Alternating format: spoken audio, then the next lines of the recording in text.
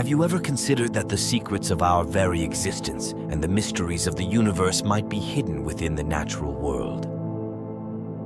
Imagine the possibility that a simple, serene walk through the forest could reveal profound truths about life, truths that no book or scholarly text could ever impart. This is the captivating concept that Ralph Waldo Emerson delves into in his groundbreaking 1836 essay, Nature. Emerson was a central figure in the transcendentalist movement that flourished in 19th century America.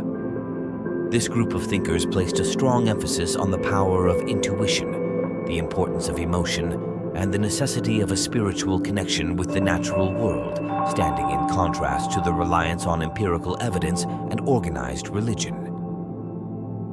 Emerson's essay, Nature, is a crystallization of these transcendentalist ideals and continues to exert a profound influence on contemporary thought. In his essay, Emerson posits that nature is far more than mere physical substance.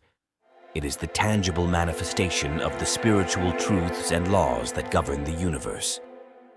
For Emerson, the simple act of a flower blooming or the relentless motion of ocean waves can offer deep insights into the human spirit and our role within the vast cosmos. He perceives nature as a conduit through which we can access the divine. Emerson expresses concern that the march of modern society towards urbanization, coupled with an overdependence on textual learning and academia, has led to a disconnection from the natural world. This separation has deprived us of the profound wisdom that nature imparts. Emerson eloquently observes, "In the woods, we return to reason and faith," suggesting that nature has the power to restore and invigorate the human soul. By spending time in nature, observing its rhythms and phenomena with mindfulness, Emerson believes we can gain an intuitive understanding of the spiritual principles that underpin the universe. He notes, "Nature always wears the colors of the spirit. In this deep communion with the natural world, we can sense the divine essence that permeates all things and thus transcend the confines of our human perspective." Emerson advocates for the primacy of direct experience with nature over academic knowledge.